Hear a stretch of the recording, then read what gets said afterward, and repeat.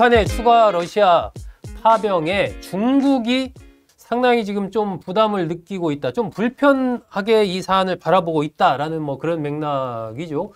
왜 북한이 러시아에 파병을 하는데 중국이 좀 기분 나빠하는 것일까요? 이 문제 한번 이현우 기자와 자세히 좀 더 알아보겠습니다. 자, 이현우 기자, 이게 뭐 그 북한이 러시아 6,000명 규모, 네. 이른바 뭐 재건 인력, 공병을 네. 파견한다. 이렇게 돼 있는데 그러면은 지금까지 한 14,000명 전투부대에 파병했다고 알려져 있으니까 이번 파병을 한다면 2만 명 이상 네. 상당한 인력을 러시아에 파병을 하는 건데 이런 부분에 대해서 어쨌든 국제사회는 굉장히 대북 제재 위반이다. 네. 이게 라고 목소리를 높이고 있는 반면에 중국도 좀 상당히 좀 불편한 기색을 내비치고 있다. 뭐 이런 얘기도 나와요.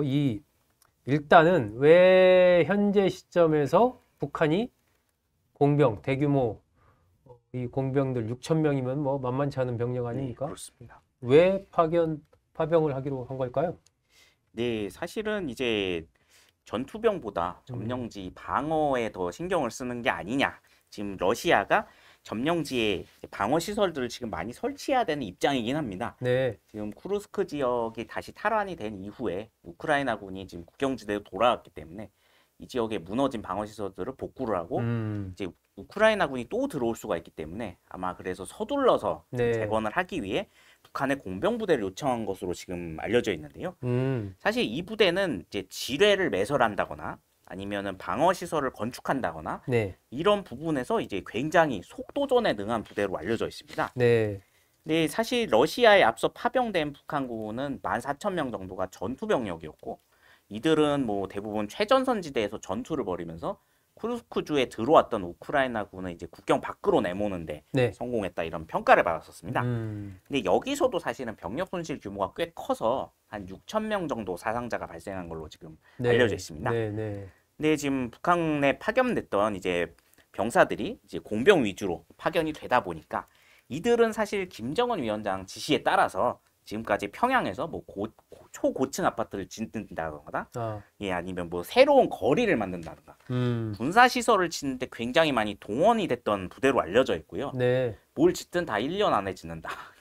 제가 그 2008년에 그 평양이랑 백두산 그쪽을 한 5일 갔다 온 적이 있었거든요. 예. 그때 이제 평양에 있을 때 평양 거리에 보면 이 군인들이 쫙 깔려서 공사를 합니다. 그 포크레인은 안 보이고 웬 군인들이 그냥 삽과 괭이 들고 공사를 하는데 북한에서는 그 일상적인 모습이라고 하더라고요. 아마 그 부대가 예, 맞습니다. 이번에 가는 아마 그런 부대들 아닐까 싶습니다. 예, 그래서 이렇게 되면은 이제 러시아 입장에서는 우크라이나 휴전 협상이 많이 지지부진해진 상황이고 미국의 관심사도 지금은 이제 이스라엘과 이란 쪽으로 많이 바뀌었기 때문에 지금 시점에서는 이제 어차피 전쟁은 더 장기화가 될 수 있으니까 네. 빨리 이제 국경 지역 방어력을 강화를 해야겠다. 그래서 이 북한 공병 부대를 일부러 좀 찾은 게 아닌가 그런 이야기가 나오고 있습니다. 일단 재건을 좀 하면서 방어력을 강화하기 위해서 공병 부대를 요청을 했고 그런데 북한 입장에서는 어쨌든 아까 뭐 이현우 기자도 얘기했지만 14,000명 파병했고 한 6,000명의 사상자 그 중에 한 3,4,000명은 죽은 걸로 나오잖아요. 예, 그렇습니다. 그 정도로 상당한 병력 손실이 있는 상황에서 추가로 6,000명의 공병을 파병을 한다라는 건 사실 좀 부담이 있는 이제 그런 상황인데 그럼에도 이렇게 계속해서 파병을 하고 있는 북한의 나름대로 뭔가 도움이 되니까 네. 그렇게 김정은 위원장이 했을 거 아닙니까? 어떻게 봐야 돼요? 네, 이게 아무래도 이제 외화벌이 목적도 있기는 있겠지만 그것보다는 러시아가 이러한 대규모 파병에 상응하는 이제 뭐 기술을 지원해 준다든가 네. 그런 대가를 크게 지불한 게 아닌가 그런 해석이 나오고 있는데요. 북한도 사실은 이 파병이 굉장히 좀 부담이 되는 것이 내부 불만이 굉장히 높아지고 있다고 합니다. 네. 아무래도 신분 고의를 막론하고 파병 나갔던 병사들의 경우에 시신이 가족들 품에 돌아가지도 못하는 상황이 너무 많기 때문에 주민들도 여기에 대해서 굉장히 큰 불만을 제기를 하고 있다고 알려져 있습니다. 이 정치적 부담이 큰 상황에서도 네. 북한이 또다시 대규모 파병을 한 거는 아무래도 이제 북한이 그동안 계속 원해왔던 군사기술 확보를 이제 지원을 해주겠다. 러시아에서 그런 제안을 한 게 아닐까 이런 관측이 나오는데요. 기술이라면 뭐 핵무기나 요즘에 나오는 무슨 뭐 핵잠수함 관련된 이런 류의 그런 관련 기술을 말하는 건가요? 네, 아무래도 이제 북한이 그동안에 자체 역량으로 개발을 했었는데 이런 첨단 기술들은 아무래도 한계에 부딪힌 걸로 보여지고 있습니다. 네. 핵탄두를 소형화한다든가 아니면 극초음속 미사일 기술을 개발한다든가 잠수함 발사 탄도 미사일을 만든다든가 네. 이런 뭐 군사 정찰 위성도 있고요. 상당히 많은 실패를 거듭을 하고 있습니다. 그러다 보니까 이런 기술들은 사실 외부 기술 협조 없이 뭐 남의 무기를 단순히 베껴서 다시 만든다고 해서 이제 알 수가 없기 때문에 네. 그리고 중국도 과거에 이런 식으로 이제 러시아 무기 기술을 카피를 하려다가 상당히 많이 실패를 했었습니다. 네. 그래서 결국에는 이제 북한도 이런 현실의 벽에 부딪히게 되니까 러시아의 이제 기술 이전을 대가로 아마 상당히 많은 추가 파병 요청을 받아들인 게 아닌가 그런 이야기가 나오고 있고요. 네. 사실 또 올해가 뭐 김정은 위원장이 북한의 무기 체계 개발 5개년 계획이라는 게 있는데 네. 이거를 완수하겠다고 이제 선언한 해이기도 합니다. 아, 올해가요? 예, 2021년부터 25년까지 하겠다고 약속을 했었는데 여기서 뭔가 성과가 있어야 되는 또 상황입니다. 네. 그래서 특히 이제 북한이 정찰 위성 기술을 굉장히 강조를 해왔는데 이게 아무래도 계속해서 떨어지고 뭐 고도화시키는데 실패를 하고 있기 때문에 이 기술을 이번에 러시아로부터 많이 넘겨받지 않을까 그런 추측이 나오고 있습니다. 아, 그렇군요. 무기 체계 개발 5개년 계획 이런 거 보니까 과거 박정희 전 대통령이 경제 개발 5개년 계획 세웠던 이런 식으로 그런 거 카피한 거 아닌가 싶은 생각 드네요. 어쨌든 뭐 외화벌이도 외화벌이지만 이 고난도의 첨단 기술, 첨단 군사 기술을 확보하는데 김정은 위원장이 더 관심이 있어서 파병을 한 것이 아니겠느냐. 자, 이런 상황에서 중국이 좀 북한의 러시아 파병에 대해서 좀 불편하게 생각한다. 좀 기분이 별로 안 좋은 것 같다. 이런 얘기도 나오던데 그 얘기는 무슨 얘기예요? 네, 사실은 중국 입장에서는 아직까지 공식적으로 여기에 대해서 뭐 가타부타 이야기를 하진 않고 있습니다만 네. 북한과 관계가 계속 악화되고 있다는 이야기가 흘러나오고 있습니다. 네. 최근에 이제 북한군이 이제 중국과의 접경 지역에서 경비를 상당히 강화를 했다던가 뭐 들어오고 나가는 중국인들에 대한 이제 감시를 강화하고 단속을 좀 세게 하고 있다. 그리고 이제 중국군이 이제 움직인 게 있으면은 이제 계속해서 경계를 하고 네. 그런 부분이 나오고 있다고 하는데요. 사실 작년에 2024년은 양국 수교 75주년 해였는데 관련 행사도 제대로 열리지 않았다고 하고요. 아하. 그리고 특히 양국 교역 규모가 전년 대비로 무려 5% 정도 줄어들었다. 오히려 줄었다? 예, 이런 이야기도 나왔습니다. 북한 입장에서는 아무래도 대중 의존도를 계속 줄여나가고자 하는 입장인 것 같고요. 이 러시아 변수가 또다시 나타나면서 네. 이제 중국하고 거리 두기가 가능해진 게 아니냐 이런 해석이 나오고 있는데요. 중국은 지금 이러한 북한의 움직임에 좀 부담을 많이 느낀다고 하는 것이 결국에 한반도 유사시에는 이제 중국이 북한이 만약에 무력 도발을 하거나 무슨 변수가 생겼을 때 이제 통제력이 약해진다는 문제가 있다고 합니다. 아. 사실은 이제 지난해 6월에 김정은 위원장하고 푸틴 대통령이 이제 상호 원조 조약을 체결을 했는데 이 결국에 유사시에 군사 개입이 가능한 조항이 들어있기 때문에 네. 러시아가 한반도 유사시에 또 군사 개입을 할 수 있는 여지를 열어줬기 때문에 중국이 상당히 경계한다고 알려져 있습니다. 네. 중국은 안 그래도 대만 해협에서 지금 미국하고 충돌이 예상이 되고 있는 상황인데 근데 이때 전력을 대만 쪽으로 완전히 집중을 하려면은 한반도 지역은 상당히 안정화가 돼야 되는 상황이라고 합니다.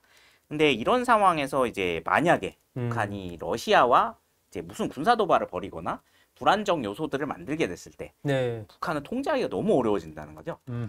그렇게 되면 이제 미국과의 대결에서 전력을 집중하기가 너무 어려워지기 때문에 그리고 또 러시아와 중국이 사실 지금 군사동맹 관계도 아니라고 합니다. 네. 100% 믿을 수 있는 또 이웃 국가도 아니기 때문에 그런 상황에서 중국은 이제 지속적인 북한의 파병 그리고 러시아와의 군사 밀착 관계를 좀 불편해하고 있다 이런 분석이 나오고 있습니다. 네. 이게 뭐 우리 역사적으로 봐도 사실 중국과 러시아의 관계가 가까운 듯 보이지만 그렇다고 또 완전히 밀착했다라고 보기 어려운 그런 미묘한 관계이기 때문에 이 한반도에서의 주도권을 둘러싼 물밑 각축이 치열하게 펼쳐지고 있다라고 봐야 되겠죠. 그 속에서 북한이 이렇게 러시아와 바짝 달라붙는 것이 중국 입장에서는 뭐 달가울 리는 없는 거죠. 어쨌든 이 북한의 파병이 이렇게 계속 되고 있고, 아까 뭐 이현우 기자 설명한 대로 러시아에서 첨단 기술 이런 것들을 북한이 이어받게 되고, 그러면 이 동북아 정세에도 상당한 좀 변화가 일어날 것으로 예상이 되는데,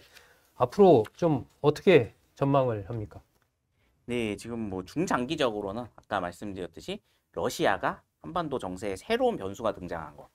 이게 좀 큰 문제로 지적이 되고 있고요. 단기적으로 가장 우려되는 일은 북한이 러시아 파병을 통해서 지금 대드론전 기술을 지금 많이 확보를 했다고 합니다. 아, 드론. 예, 그래서 이거를 앞으로 대남 도발이나 아니면 이제 동아시아 내에서 군사 도발을 할 때 많이 활용을 할 수 있다는 점이 생겼다는 건데요. 네. 러시아에 파병된 북한 군인들이 이제 러시아 훈련소에서 이제 드론 훈련을 많이 받았고, 뭐 전술 전략 훈련도 많이 받은 데다가 또 이번에 이제 6천 명의 병력을 파병하면서 이것과는 별도로 또 이제 드론 생산 공장에 한 2만 5천 명 정도 기술자를 파견할 걸로 지금 예상이 되고 있습니다. 아, 요것과 별개로 앞으로 예, 그렇습니다. 2만 5천 명이요? 엄청난 인력인데요? 그래서 이제 이 인력들이 아하. 그 기술을 확보를 한 다음에 북한에 돌아오면은 네. 드론을 굉장히 많이 생산할 걸로 예상이 되고 있는 상황이거든요. 네. 근데 사실 이제 북한의 경우에는 그동안은 뭐 대외 전쟁을 6.25 전쟁 이후에는 해본 적이 없고, 그렇다고 한국은 또 미국하고 실전 훈련을 주기적으로 하는데 비해서 실전 훈련도 거의 없는 나라다 보니까 네. 이제 자신들의 이제 실전 능력이 어느 정도 되는지 그거 자체도 지금 파악하기 어려운 상황이었는데, 이번 파병으로 인해서 이제 북한군이 실전 능력을 이제 어느 정도 갖게 됐고, 그리고 대드론전에 있어서는 상당히 많은 기술을 받았기 때문에 이 노하우를 이제 대남 도발에 쓰게 되면은 상당히 네. 이제 골치 아파진다는 겁니다. 아, 우리로서는 상당히 위협감을 느낄 만한 그런 일이네요. 지금까지 어떻게 보면은 해군력, 육군력에 비해서 가장 취약했던 게 북한의 공군력일 텐데 예. 드론전으로 충분히 그걸 보강할 수 있다 생각을 할 수 있습니다. 그래서 이제 이렇게 되면은 결국에는 이 북한이 이제 지금 뭐 이스라엘과 이란 전쟁도 마찬가지지만 이제 서울하고 이제 휴전선 지역이 상당히 많이 가까운 상태고, 네. 그쪽까지는 이제 소형 드론도 얼마든지 올 수 있는 상황입니다. 네. 그래서 대도심 지역에서 만약에 드론을 활용해서 군사 도발을 할 경우에는 여기에 대한 대응책이 좀 마련하기 쉽지 않지 않을까, 이런 우려들이 나오고 있습니다. 네, 그렇군요. 이게 사실 뭐 우리 입장에서는 이제 드론전 뭐 드론 부대도 창설하고 드론전 대비를 한다라고 하지만 이 실전에서의 드론전은 실제로 경험한 것과 훈련과는 좀 차이가 있겠죠, 아무래도. 예, 그렇습니다. 네, 점점 고도화돼 갈 가능성이 큰 북한의 드론에 대해서도 우리 군에서도 철저한 좀 준비가 필요하지 않나 하는 생각이 듭니다. 네, 지금까지 이현우 기자와 함께 북한군 추가 공병 파견 6천 명, 이것이 갖고 있는 의미, 또 한반도 정세에 어떤 영향을 미칠지 알아봤습니다. 자, 이현우 기자 수고했습니다. 네, 감사합니다.